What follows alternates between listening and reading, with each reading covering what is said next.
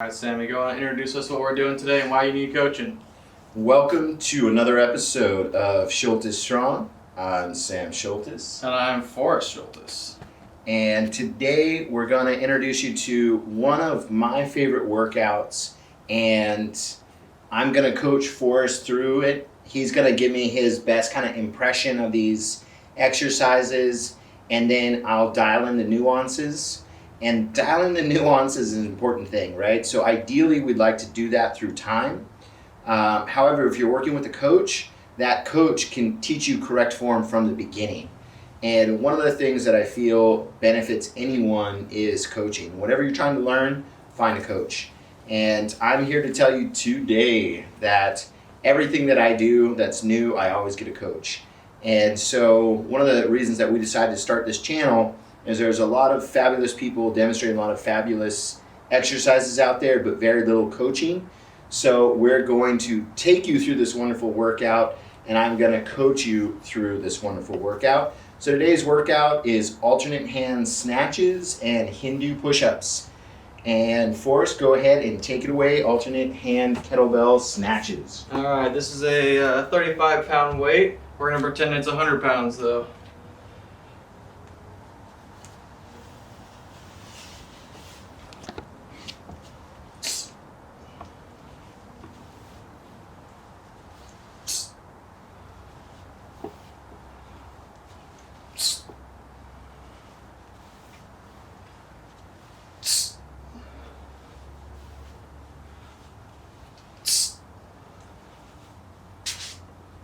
Okay, so a couple things. Look pretty good. Give you a couple little pointers here. And for my YouTube followers, you're going to hear me say this a lot, and that is integrate before movement. So starting with soft knees, bent knees, neutral spine, so tailbone tucked slightly. One of the things with the snatch is that you want to roll your hand in. So internal rotation at the bottom leads to external rotation at the top.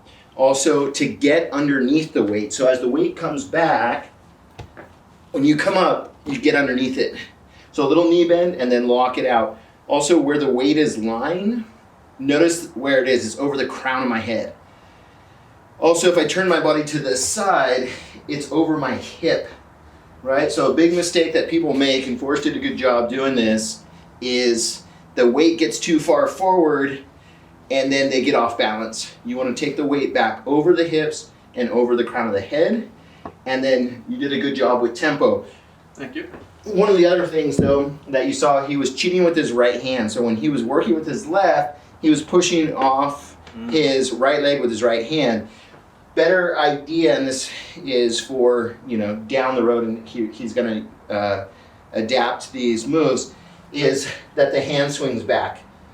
So you're not cheating off the leg, and that way you're trying to develop symmetry in the body. Okay, go again, add those pointers and see how it feels.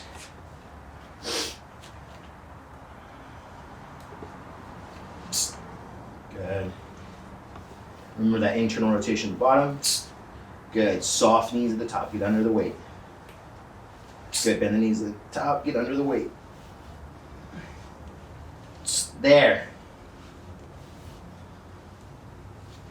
There. Bring it more over the crown of your head and slightly back. There. Nice. There.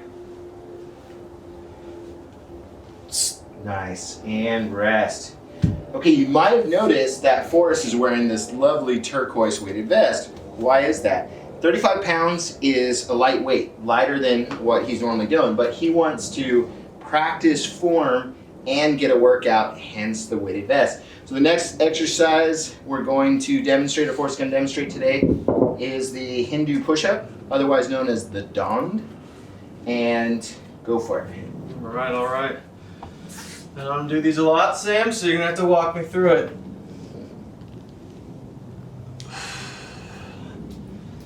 It's actually really good. Okay, those look really good. Notice that he's hugging the elbows in, he's locking the elbows, driving the hips.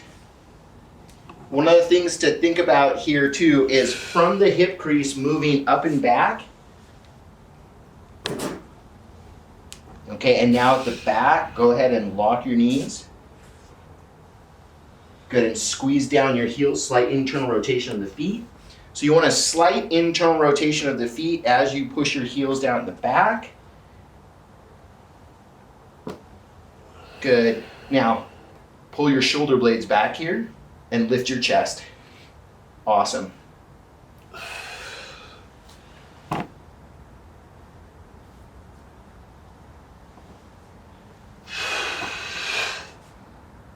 Great job. Now, there's a lot of variations on this move that you could do. Entirely up to you how you do it. One of the key points, and you're going to hear me say this and Forrest say this again and again as we talk about it, good alignment feels good. That means an exercise done with proper alignment feels good. It feels ecstatic. Now, when you made those little adjustments, did it feel better? Way better to your body? Yeah, exactly. So look for that when you're training. Look for that point where you're like, oh, that feels good. If it feels good, chances are you're doing it right. And it felt good, felt right. And it felt good and it felt right. So there you go. This basic workout that we did, you could do for high volume. You know, say you got your weight vest, you got your 35-pound kettlebell. It's not very heavy. You know, 10 sets of 10 per arm. You know, German volume training would be a great idea to build your cardiovascular base.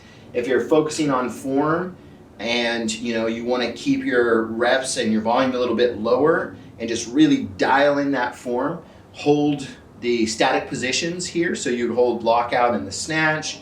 You would hold the 2 positions in the Hindu push-up, one being the upward facing dog, the other being the downward facing dog, and then transition more slowly. And anything else to add? I'm trying to think. Well, I mean, again, for the snatches, obviously, I had a lot more to work on. So that is, in the Hindu push-ups, I thought I had a lot to work on, which still fine-tune adjustments really freaking matter. And if I don't, I feel it the next day. And I can feel it, especially in my past injuries, when I'm messing up even in the slightest. So I guess that's really important, is the coaching part will prevent injury and help along the way when you've already had one.